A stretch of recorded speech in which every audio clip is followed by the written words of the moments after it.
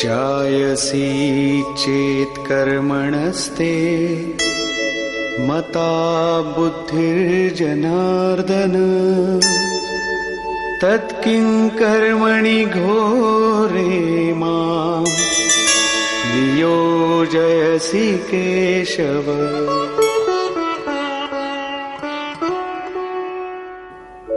व्यामिश्रेणेव वाक्येन बुद्धिं मोहयसीव मे तदेकं वद निश्चित्य येन श्रेयोऽहमाप्नुयाम्।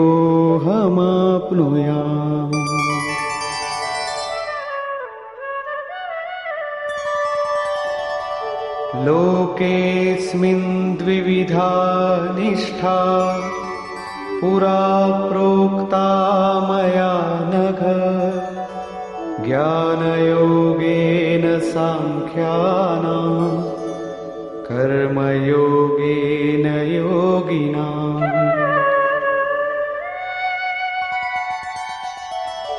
न कर्मणामनारम्भात् नैष्कर्म्यं पुरुषोऽश्नुते न च सन्न्यसनादेव सिद्धिं समधिगच्छति। न हि कश्चित् क्षणमपि जातु तिष्ठत्यकर्मकृत् कार्यते ह्यवशः कर्म सर्वः प्रकृतिजैर्गुणैः।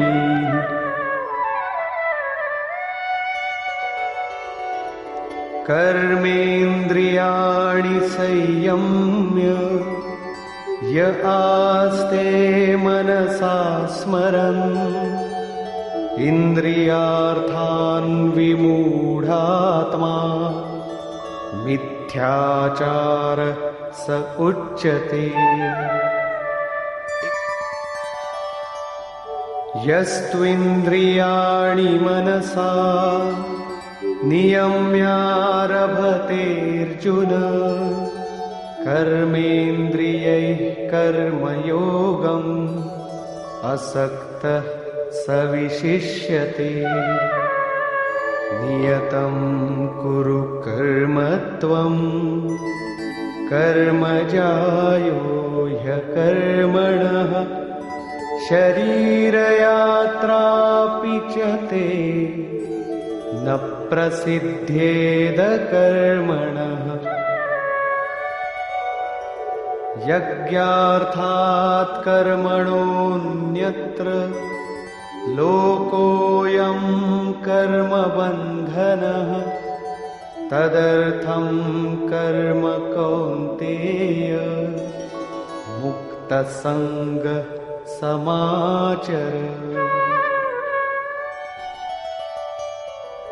सह यज्ञाः प्रजा सृष्ट्वा पुरोवाच प्रजापतिः अनेन प्रसविष्यध्वम् एषवोस्त्विष्टकामधुक्। देवान् भावयतानेन ते देवा भावयन्तु वः परस्परं भावयन्तः श्रेयः परमवाप्स्यथ।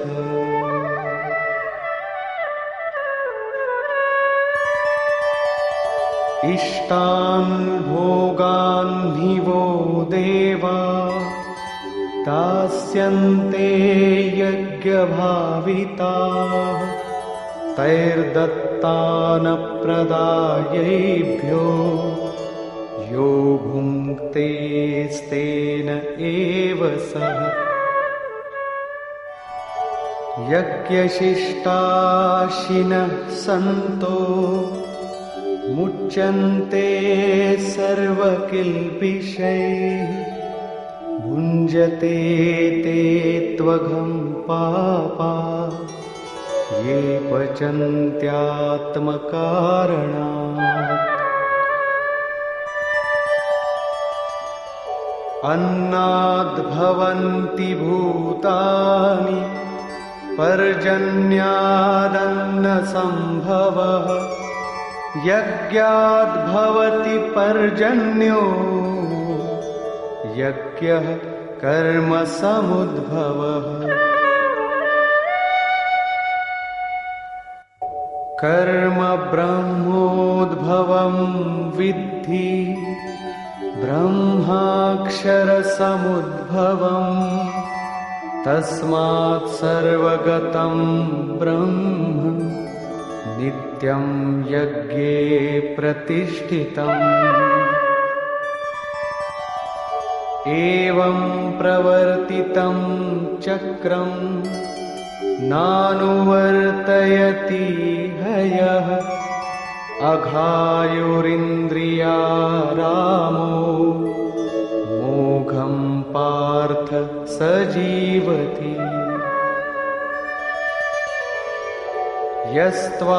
यस्त्वात्मरतिरेव स्यात् आत्मतृप्तश्च मानवः आत्मन्येव च सन्तुष्टः तस्य कार्यं न विद्यते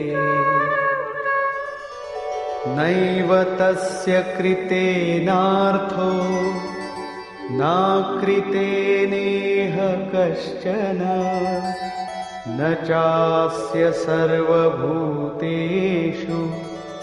कश्चिदर्थव्यपाश्रयः तस्मादसक्तः सततं कार्यं कर्म समाचर असक्तो ह्याचरन् कर्म परमाप्नोति पुरुषः कर्मणैव हि संसिद्धिम् आस्थिता जनकादयः लोकसङ्ग्रहमेवापि सम्पश्यन् कर्तुमर्हसि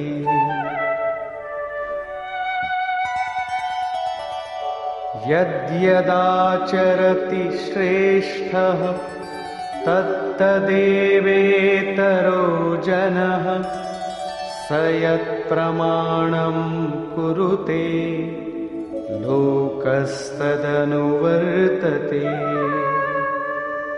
न मे पार्थास्ति कर्तव्यं त्रिषु लोकेषु किञ्चन नानवाप्तमवाप्तव्यं वर्त एव च कर्मणि यदि ह्यहं न वर्तेयं जातु कर्मण्यतन्द्रितः मम वर्त्मानुवर्तन्ते मनुष्याः पार्थ सर्वशः उत्सीदेयुरिमे लोका न कुर्यां कर्म चेदहम् संकरस्य च कर्ता स्याम् उपहन्यामिमाः प्रजाः सक्ताः कर्मण्यविद्वांसो यथा कुर्वन्ति भारत कुर्याद्विद्वांस्तथा सक्तः चिकीर्षुर्लोकसङ्ग्रहम् न बुद्धिभेदं जनयेद् अज्ञानां कर्मसङ्गिनां जोषयेत् सर्वकर्माणि विद्वान् युक्तः समाचरन्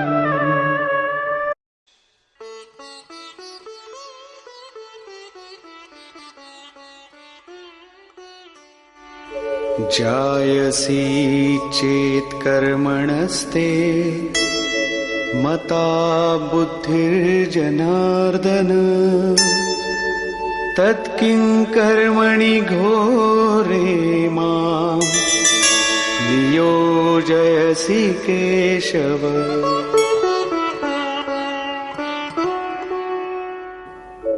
व्यामिश्रेणेव वाक्येन बुद्धिं मोहयसीव मे।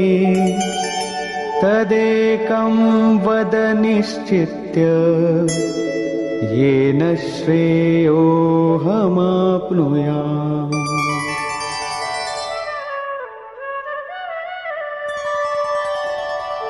लोकेऽस्मिन् द्विविधा निष्ठा पुरा प्रोक्ता मया नघ। ज्ञानयोगेन सांख्यानां कर्मयोगेन योगिनाम्।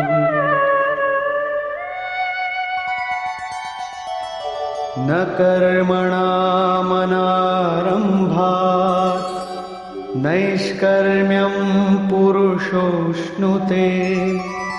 न च सन्न्यसनादेव सिद्धिं समधिगच्छति। न हि कश्चित् क्षणमपि जातु तिष्ठत्य कर्मकृत्। कार्यते ह्यवशः कर्म सर्वः प्रकृतिजैर्गुणैः।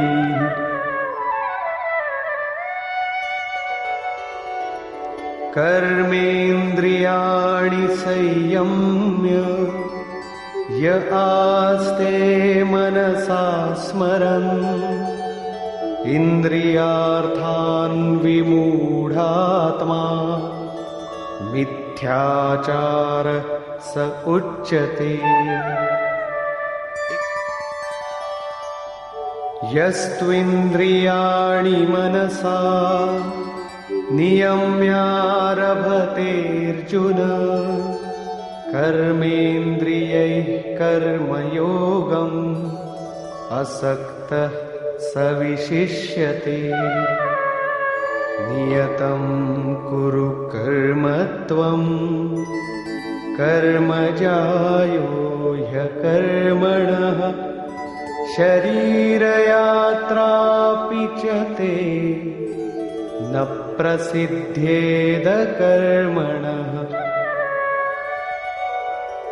यज्ञार्थात् कर्मणोऽन्यत्र लोकोऽयं कर्मबन्धनः। तदर्थं कर्म कौन्तेय मुक्तसङ्गः समाचर। सह यज्ञाः प्रजा सृष्ट्वा पुरोवाच प्रजापतिः।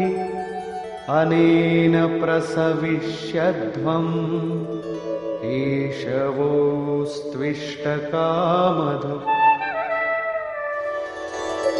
देवान् भावयतानेन ते देवा भावयन्तु वः। परस्परं भावयन्तः श्रेयः परमवाप्स्यथ।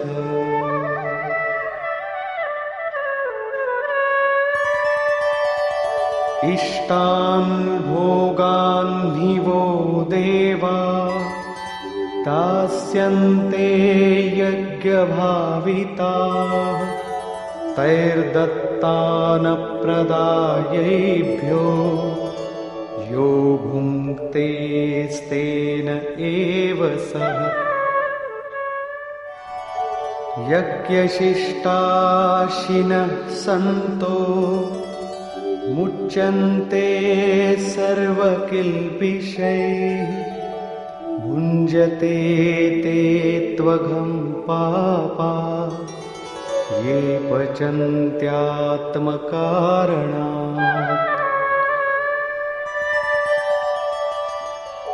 अन्नाद्भवन्ति भूतानि पर्जन्यादन्नसम्भवः यज्ञाद्भवति पर्जन्यो यज्ञः कर्मसमुद्भवः कर्म ब्रह्मोद्भवं विद्धि ब्रह्माक्षरसमुद्भवम् तस्मात् सर्वगतं ब्रह्म नित्यं यज्ञे प्रतिष्ठितम् एवं प्रवर्तितं चक्रं नानुवर्तयति हयः अघायुरिन्द्रियारामो मोघं पार्थ स जीवति यस्त्वात्मरतिरेव स्यात् आत्मतृप्तश्च मानवः आत्मन्येव च सन्तुष्टः तस्य कार्यं न विद्यते नैव तस्य कृतेनार्थो नाकृतेनेह कश्चन न चास्य सर्वभूतेषु कश्चिदर्थव्यपाश्रयः तस्मादसक्तः सततं कार्यं कर्म समाचर असक्तो ह्याचरन् कर्म परमाप्नोति पुरुषः कर्मणैव हि संसिद्धिम् आस्थिता जनकादयः लोकसङ्ग्रहमेवापि सम्पश्यन् कर्तुमर्हसि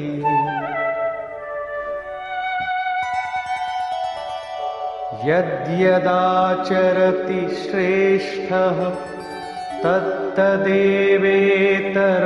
जनः स यत्प्रमाणं कुरुते लोकस्तदनुवर्तते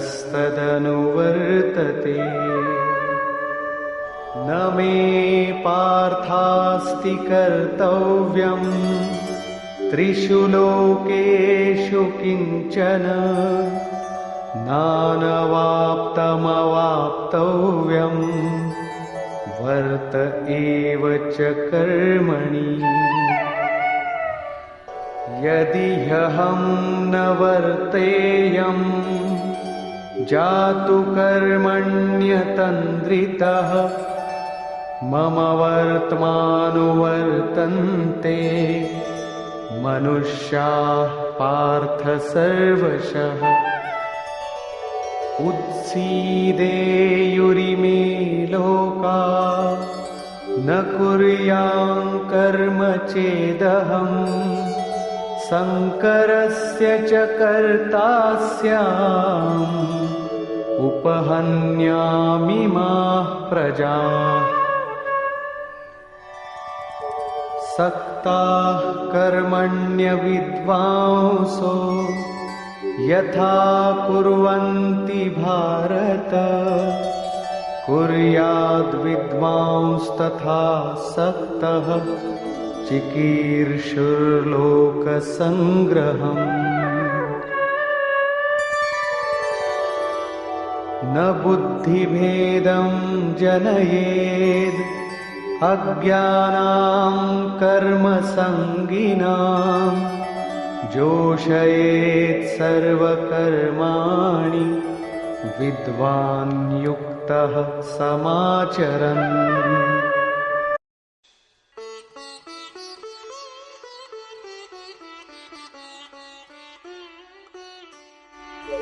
जायसी चेत् कर्मणस्ते मता बुद्धिर्जनार्दन तत्किं कर्मणि घोरे मां नियोजयसि भजसि केशव।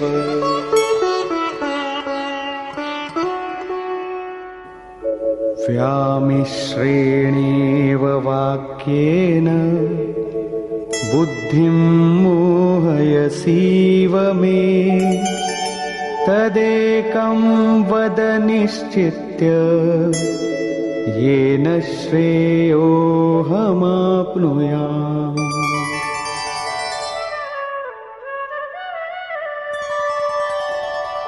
लोकेऽस्मिन् द्विविधा निष्ठा पुरा प्रोक्ता मया नघ। ज्ञानयोगेन सांख्यानां कर्मयोगेन योगिनाम्। न कर्मणामनारम्भात् नैष्कर्म्यं पुरुषोऽश्नुते।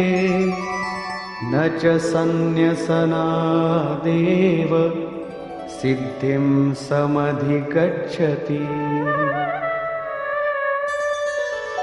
न हि कश्चित् क्षणमपि जातु तिष्ठत्य कर्मकृत्। कार्यते ह्यवशः कर्म सर्वः प्रकृतिजैर्गुणैः।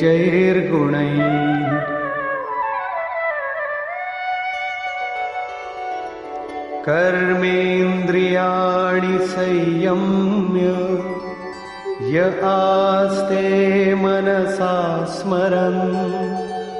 इन्द्रियार्थान् विमूढात्मा मिथ्याचार स उच्यते।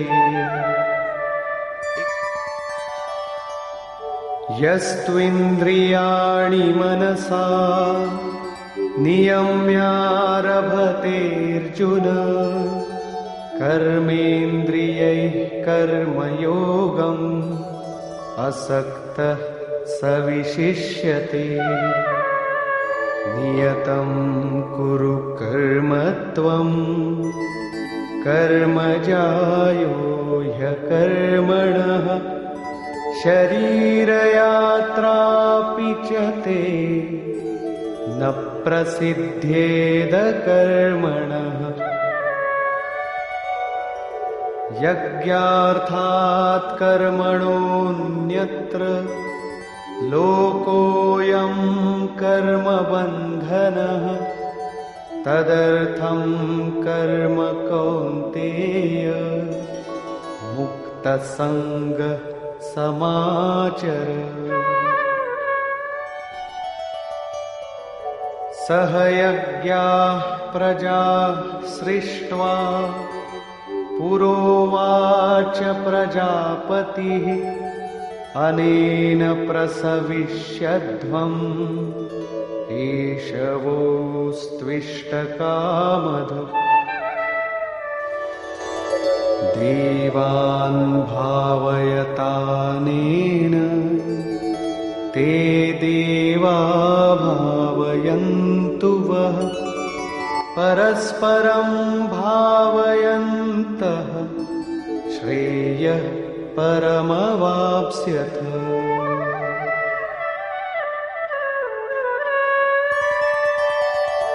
इष्टान् भोगान् हि वो देवा दास्यन्ते यज्ञभाविताः। तैर्दत्तानप्रदायैभ्यो यो भुङ्क्तेस्तेन एव सः। यज्ञशिष्टाशिनः सन्तो मुच्यन्ते सर्वकिल्बिषैः। भुञ्जते ते त्वघं पापा ये पचन्त्यात्मकारणात्। अन्नाद्भवन्ति भूतानि पर्जन्यादन्नसम्भवः। यज्ञाद्भवति पर्जन्यो यज्ञः कर्म समुद्भवः। कर्म ब्रह्मोद्भवं विद्धि ब्रह्माक्षरसमुद्भवम्।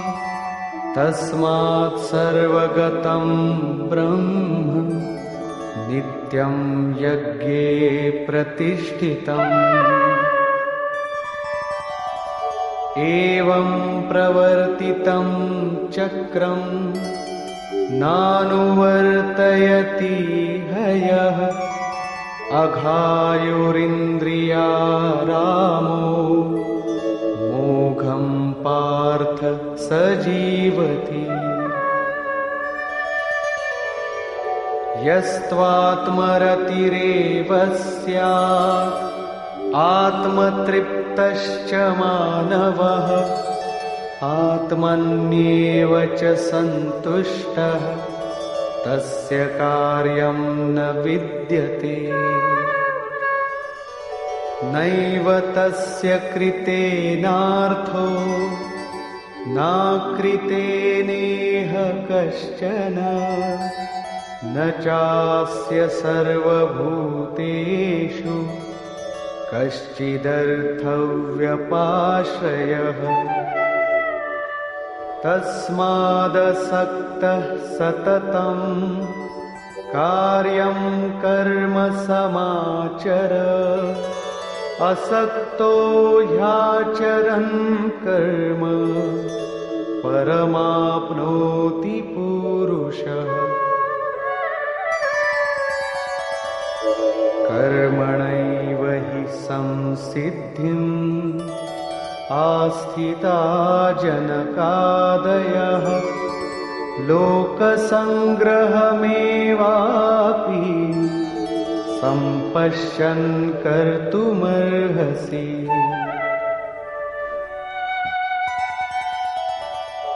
यद्यदाचरति श्रेष्ठः तत्तदेवेतरो जनः। स यत्प्रमाणं कुरुते लोकस्तदनुवर्तते। न मे पार्थास्ति कर्तव्यं त्रिषु लोकेषु किञ्चन। नानवाप्तमवाप्तव्यं वर्त एव च कर्मणि। यदि ह्यहं न वर्तेयं जातु कर्मण्यतन्द्रितः। मम वर्त्मानुवर्तन्ते मनुष्याः पार्थ सर्वशः। उत्सीदेयुरिमे लोका न कुर्यां कर्म चेदहम्। संकरस्य च कर्ता स्याम् उपहन्यामिमाः प्रजाः। सक्ताः कर्मण्यविद्वांसो यथा कुर्वन्ति भारत। कुर्याद्विद्वांस्तथा सक्तः चिकीर्षुर्लोकसङ्ग्रहम्। न बुद्धिभेदं जनयेद् अज्ञानां कर्मसङ्गिनां। जोषयेत् सर्वकर्माणि विद्वान् युक्तः समाचरन्।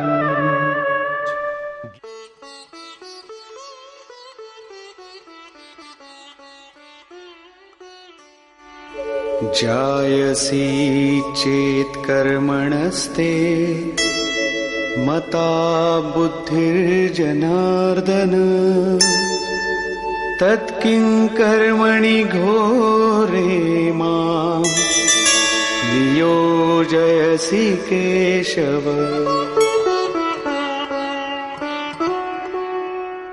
व्यामिश्रेणेव वाक्येन बुद्धिं मोहयसीव मे तदेकं वद निश्चित्य येन श्रेयोऽहमाप्नुयाम्।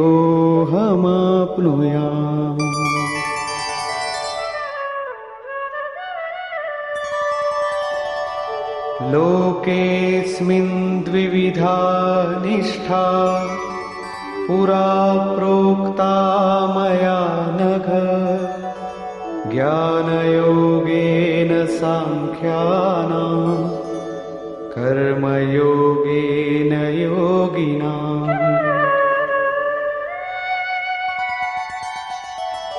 न कर्मणामनारम्भात् नैष्कर्म्यं पुरुषोऽश्नुते न च सन्न्यसनादेव सिद्धिं समधिगच्छति। न हि कश्चित् क्षणमपि जातु तिष्ठत्य कर्मकृत् कार्यते ह्यवशः कर्म सर्वः प्रकृतिजैर्गुणैः।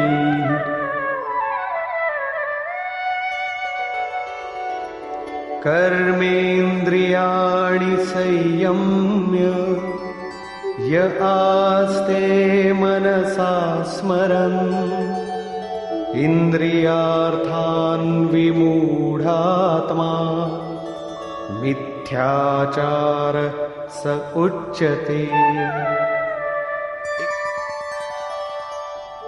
यस्त्विन्द्रियाणि मनसा नियम्यारभतेऽर्जुन कर्मेन्द्रियैः कर्मयोगम् असक्तः स विशिष्यते।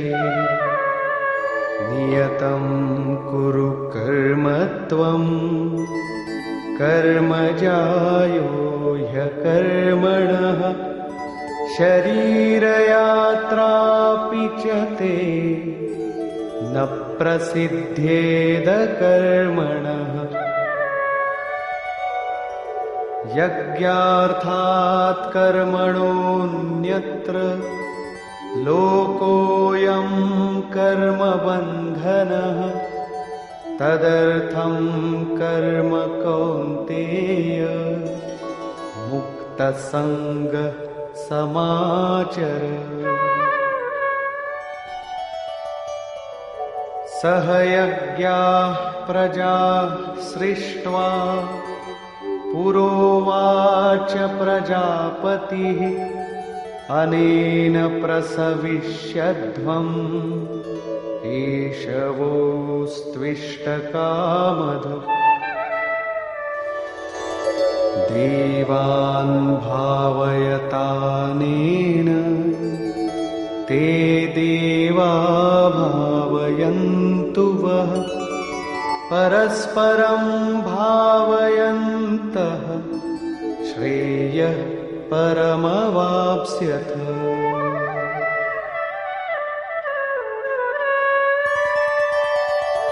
इष्टान् भोगान् हि वो देवा दास्यन्ते यज्ञभाविताः तैर्दत्तानप्रदायैभ्यो यो भुङ्क्तेस्तेन एव सः। यज्ञशिष्टाशिनः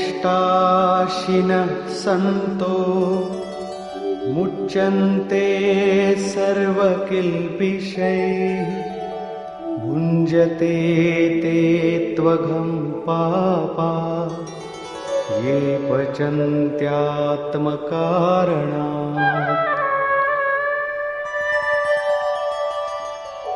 अन्नाद्भवन्ति भूतानि पर्जन्यादन्नसम्भवः यज्ञाद्भवति पर्जन्यो यज्ञः कर्मसमुद्भवः। कर्म ब्रह्मोद्भवं विद्धि ब्रह्माक्षरसमुद्भवम् तस्मात् सर्वगतं ब्रह्म नित्यं यज्ञे प्रतिष्ठितम्। एवं प्रवर्तितं चक्रं नानुवर्तयति हयः अघायुरिन्द्रियारामो मोघं पार्थ स जीवति। यस्त्वात्मरतिरेव स्यात् आत्मतृप्तश्च मानवः आत्मन्येव च सन्तुष्टः तस्य कार्यं न विद्यते। नैव तस्य कृतेनार्थो नाकृतेनेह कश्चन न चास्य सर्वभूतेषु कश्चिदर्थव्यपाश्रयः। तस्मादसक्तः सततं कार्यं कर्म समाचर असक्तो ह्याचरन् कर्म परमाप्नोति पुरुषः। कर्मणैव हि संसिद्धिम् आस्थिता जनकादयः लोकसङ्ग्रहमेवापि सम्पश्यन् कर्तुमर्हसि।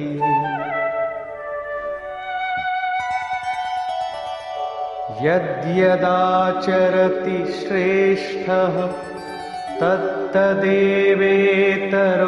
जनः स यत्प्रमाणं कुरुते लोकस्तदनुवर्तते।